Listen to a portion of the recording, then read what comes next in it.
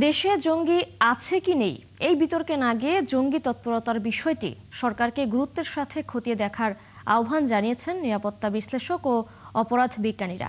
তারা যেটি বলছেন, বিভিন্ন বাহিনী সহ সাধারণ মানুষের ভেতর ঘাপটি মেরে থাকা জঙ্গি ভাবাপন্ন ব্যক্তিদের শনাক্ত করে আইনের আওতায় আনতে হবে। সেই সাথে তাদেরকে সমাজের মূল স্রোতে ফেরাতে করতে হবে সহযোগিতা। মহিম মিজানের রিপোর্ট। মঙ্গলবার রাজধানীতে এক অনুষ্ঠানে স্বরাষ্ট্রমন্ত্রী বলেন, দেশের চরমপন্থীদের তৎপরতা থাকলেও জঙ্গি নেই।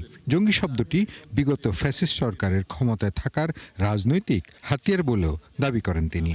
তবে সচিবালয়ে আরেক অনুষ্ঠানে সাংবাদিকদের প্রধানমন্ত্রীর তথ্য উপদেষ্টা বলেন, দেশে ৫ আগস্টের আগে পরে জঙ্গি সংগঠিত হয়েছে, তাই তাদের নির্মূলে কাজ করছে বর্তমান সরকার।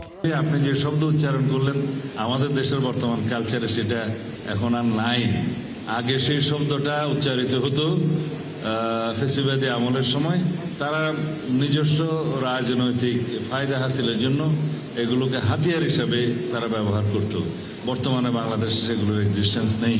বাংলাদেশে একটা পর্যায়ে মিলিটেন্সি জঙ্গিবাদ ছিল, আছে, সেটাকে আমরা আসলে কমব্যাট করতে চাই। এবার এই সতর্কতার মানে হচ্ছে এটা খানিকটা ঝুঁকি তৈরি করেছে, কারণ ১.৫ বছর ইন্টারিম সরকারের সময় আমরা খেয়াল করেছি এই প্রবণতার মানুষদের অনেক বেশি সংগঠিত হওয়া বা পাবলিকলি আসা বা ওপেনলি আসার প্রবণতা তৈরি হয়েছিল।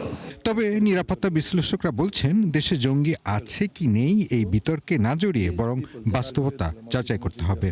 বিভিন্ন বাহিনী সহ কিছু জায়গায় জঙ্গি প্রতিরোধে সরকারকে শক্ত হাতে ব্যবস্থা নেওয়ার পরামর্শ তাদের।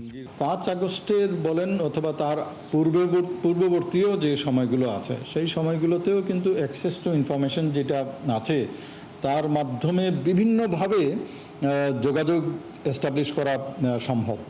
এবং ইন ডিসগাইজ থেকে আপনার আমার কনভারসেশন যেটা আছে, এই সকল কনভারসেশন যে আপনি টেপ করতে পারবেন অথবা গোয়েন্দারা যে টেপ করতে পারবে তাও নয়।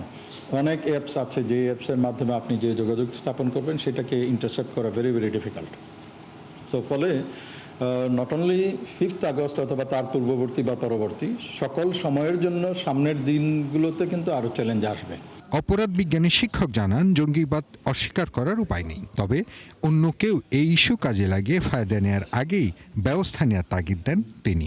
জঙ্গিবাদ আছে কি নেই এই বিতর্কে যাওয়ার তো দরকার নেই।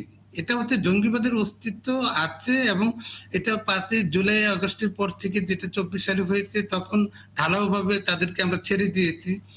বিচারিক কার্যক্রমের প্রক্রিয়া শেষ না হওয়া পর্যন্ত ছেড়ে দেওয়ার ফলে যেটা হয়েছে, তারা বিভিন্ন রাজনৈতিক মতাদর্শ গোষ্ঠীর সাথে একত্রিত হয়ে তারা বিভিন্ন তৎপরতা চালাচ্ছে। এর আগে জঙ্গি সংশ্লিষ্টতার অভিযোগে অনেকের বিভিন্ন সাজা হলেও অন্তর্বর্তী সরকারের সময় জামিনে ছাড়া পেয়েছে কেউ কেউ। এদের কেউ যাতে আবারও জঙ্গিবাদে জড়িয়ে না পড়ে, সরকারকে সেদিকে খেয়াল রাখতে বলছেন নিরাপত্তা বিশ্লেষকরা। হিসাবে আমরা দেখি কেন বাংলাদেশ। মহিম মিজান, ৭১, ঢাকা।